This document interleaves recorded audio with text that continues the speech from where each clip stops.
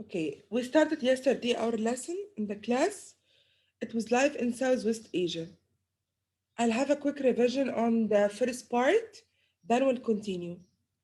We were talking about people and places, okay, and we have compared between people of Southwest Asia, which we said that they are slightly greater than of the United States. And although the region is only about three-fourths as large as the United States, but throughout history, population patterns in Southwest Asia have been shaped largely by two factors. So here, this can come on the form of a complete question. Who can tell me what are the two factors that have been shaping the population pattern? Reem? The availability of water and petroleum. Reem, can you please raise your voice? It's not clear. Yes, okay. Water and petroleum. Sorry, Reem? Water and petroleum. Yes, water and the other resources such as petroleum. They are playing a very important role in controlling or shaping the population pattern. Then we have talked about the population profile and we have summarized it. Who can summarize the population profile in Southwest Asia? Judy? Uh, Southwest Asia has about 330 million people. The most populous countries there are Iran and Turkey. They have about 80 million people. Yes. Um, some oil-rich countries around the Persian Gulf are experiencing population booms as their fast-growing economies attract foreign workers. Qatar has had one of the world's highest population growth rates in recent years. Uh, Today, many countries of Southwest Asia uh, are are highly urbanized, such as Israel, Saudi Arabia, and Kuwait. For example, more than 4 of every 5 people live in cities. In أيوة, this. And Yemen, however, more than two-thirds of the people live in rural areas. However, these countries have the region's highest annual urbanization rate as people move to cities. As a whole, the region has rapidly growth population and a high percentage of people below 15 years of age. Again, let's summarize the population profile. We said that Southwest Asia is home for about 330 million people. The most two populous countries are Turkey and Iran. We also said that most of the countries, or 80 million people, are living in Iran and Turkey. Most of these countries, or some of them, are very rich due to having their own rich oil economy, especially people who are living in the Persian Gulf. They are experiencing population bombs. Why? Because most people are gathering around the most important resource, which is the petroleum. We said also that Qatar is one of the world's highest population growth rates in recent years. This is in Qatar because Qatar is considered also one of the most important countries using oil. We said also that most the countries are urbanized, except for Yemen and Afghanistan, they considered more rural, and people are experiencing urbanized lifestyle because they became rich at the recent years. Yesterday, we divided where people live into three areas. Who can tell me where do people live? Hannah Hamdi, go ahead. Miss, how do I read? Please summarize. Okay. Uh, the population is not evenly distributed in Southeast Asia because there are areas that are have higher rainfall, so they go to it. Uh, the areas include parts of Turkey, Iran, and Afghanistan, the countries along the coast of the Mediterranean Sea, and the highlands of southern Saudi Arabia and the southwestern Yemen. So this is the area which is highly have highest densities or highly populated because it has or it experience rainfall. What about the areas that are somewhat dry or dry? Who can continue? Rashwan, Ahmed Rashwan,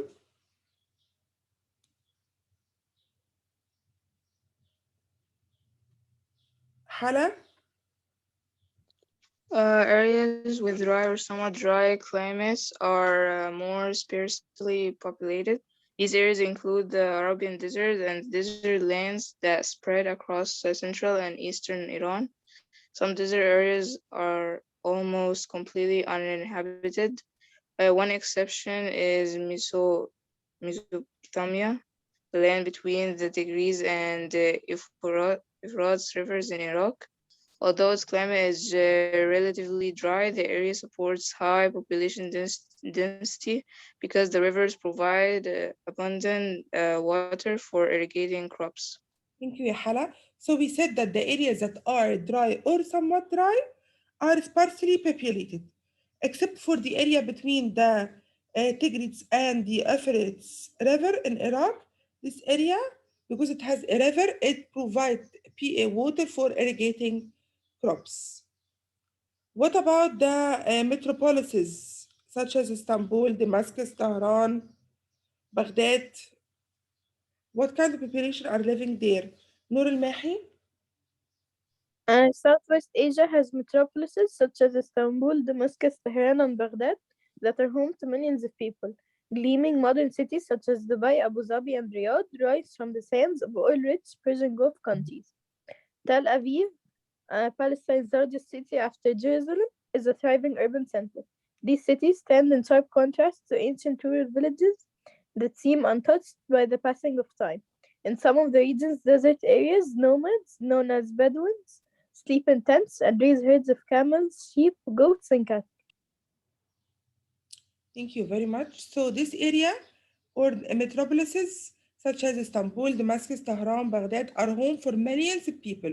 Also, we have other cities such as Dubai, Abu Dhabi, and Riyadh, which are now becoming modern cities because of their oil economy. But in other regions, especially in the desert, people are working as nomads, uh, and they are known as Bedouins, and they are, or their economic activity is to raise camels, sheep, goats, and they sleep at the same time in tents. This was yesterday's lesson. Today, we're talking about the culture, people and culture. Okay, Adam, go ahead. Yes, yeah, miss. Please read the part of people and cultures.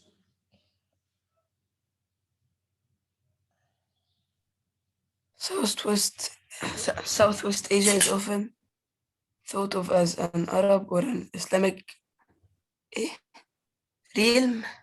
Yes. The reality, however, is more complex. The region, which has always been a crossroads for of humanity, is home to many different people. So we cannot consider Southwest Asia as an Islamic empire because it has many cultures and many religions. First of all, we're going to be comparing the ethnic and the language group. Then we'll talk about the religion and arts. And at the end, we will talk about the daily life. So let's start with the religion and sorry, the language and the ethnic language and ethnic groups. Ali Shem, Ali Shem, Arab, yes, yes. ethnic and language groups. Um, Arabs represent the largest group in Southwest Asia, in Saudi Arabia, Syria, Jordan, and other countries. 9 out of 10 people are Arab. The two most populous countries in the region, however, have only small Arab populations. In Turkey, Turks form the majority. In Iran, which once was the historical region called Persia, most people are Persian. Okay, this is the first part. We have 9 out of 10 people are Arab. This is the first fact. In Southwest Asia, 9 out of 10 people are Arab. The most, we said before that the most populous countries in the region are Syria, Jordan, and Saudi Arabia, and in Turkey. But people who are Turks are coming from different perspective, such as Iran, which was called Persia before it changed into Iran.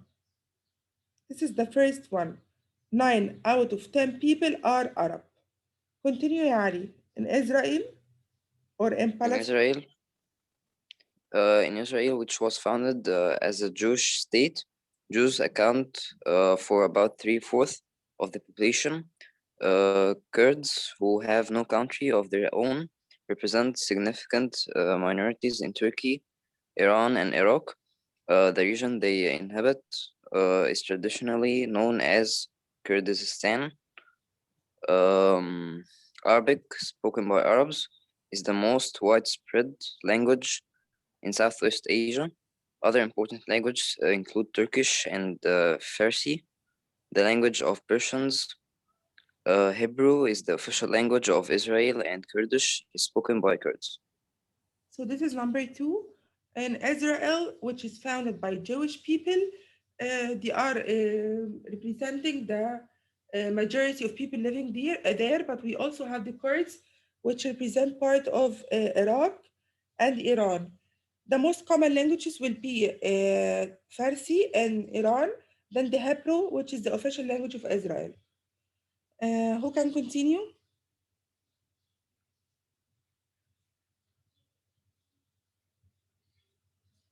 Okay, Judy, go ahead.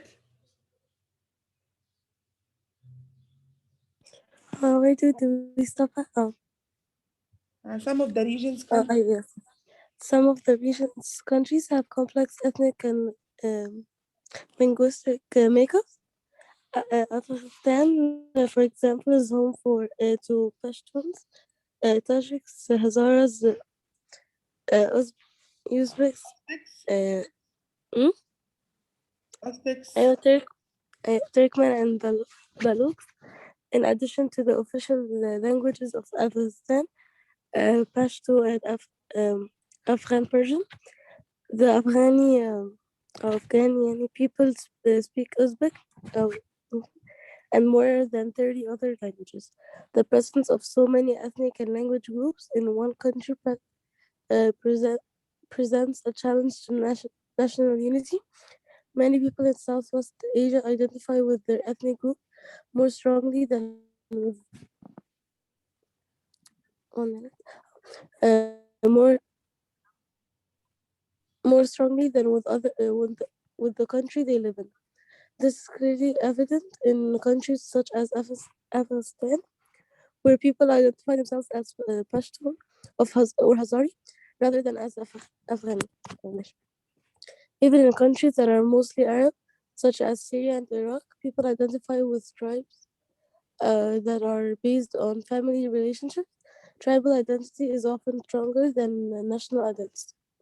So in other regions or other countries, they have complex and linguistic makeups, which means that they have their ethnic group they're coming from, whether it's a tribe or other country, and they have their linguistic because they are speaking different languages in the same country. And he has given us Afghanistan as an example because it's a home for Pashtuns, Tajiks, Hazars, Uzbeks, Emics, Turkmen, and Baluch.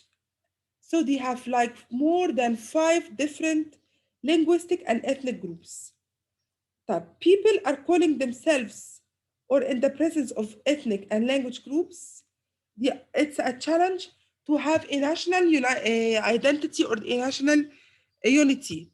So people are identifying themselves with their tribe more than belonging to their country. So people are identifying themselves with their tribal or ethnic group, not as Afghani. Okay, this is about the ethnic and language group. Let's move to the religion and arts. Who can tell us about different religions and arts there? Reem, go ahead. From its birthplace in the cities of the Arabian Peninsula, Islam spread across Southwest Asia and come to 1,300 years ago. It remained the region's dominant religion, helping to unite people of different ethnicity and languages. It is practiced by Arab, Turkish, Persians, and Kurds, and many other groups. Islam has two main branches, Sunni and Shia. Yeah. Most of Southwest Asia's Muslims are Sunnis. In Iran, however, Shiites, Muslims of the Shia branch, outnumber Sunnis 9 to 1.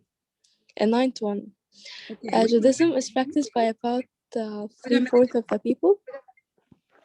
So we have at the beginning, the main religion in the area will be Islam. It's practiced by many ethnicities like Arabs, Turks, Persians, Kurds, and many other groups. But Islam actually has two branches, Sunni and Shia.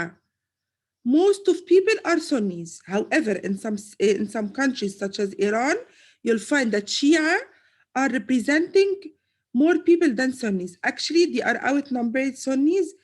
One or 3/4 of 9 out of 10 are considered Shia. 9 to 1 are considered Shia. They are considered more than Sunni. But most of Southwest Asia are Sunni people. What about the other religion? Continue, Arim. Judaism? Judaism is practiced by 3/4 of the people in Israel. Christians represent about 40% of the population in Lebanon and 10% in Syria. So it comes in the second place will be Judaism. It's practiced by many people. Then comes Christianity, especially in Lebanon, and 10% of Syria's people. Okay, Reem, continue. Okay, religion and art have been closely tied to in Southwest Asia throughout history. Some of the region's most magnificent works of the architecture are most temples and other religious structures. Sacred texts such as the Hebrew and the Christian Bibles and Islam's Quran stand as works of literature as well as guides to their followers. The region also has other rich artistic traditions, including calligraphy, mosaics, weaving, storytelling, and poetry. Colorful hand-woven carpets from Persia or present-day Iran have been famous for centuries as has the collection of folk tales known as the Thousand and One Nights.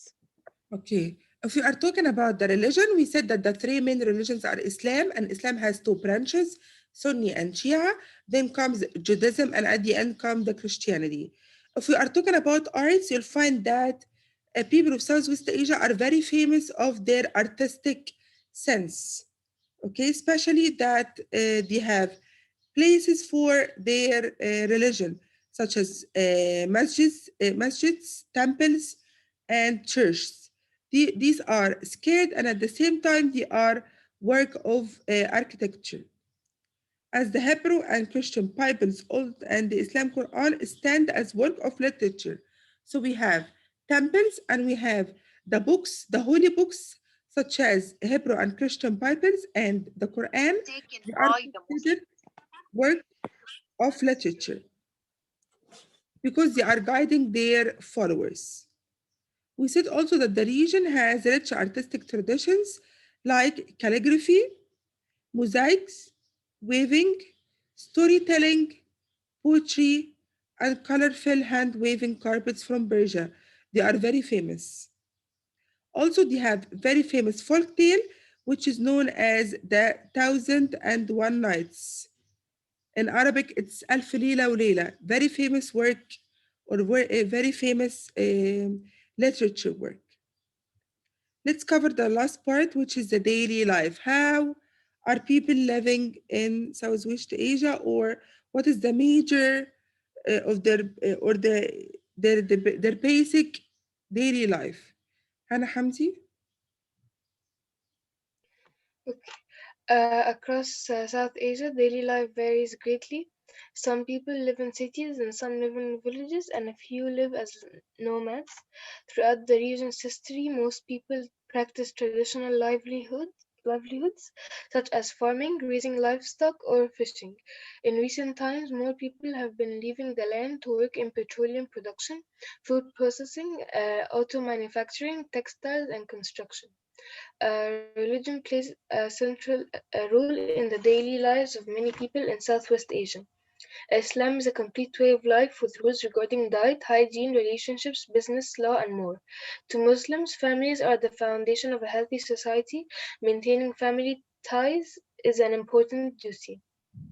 Ramadan, the 9 month of Muslim calendar, is a holy month of fasting between dawn and dusk. Muslims are obligated to refrain from eating and drinking after ending their fast with prayer each evening. People enjoy festive meals. The end of Ramadan is marked by a three-day celebration called Eid al-Fitr, which translates as Festival of Breaking Fast. So the daily life is normal because we consider it as part of Southeast Asia.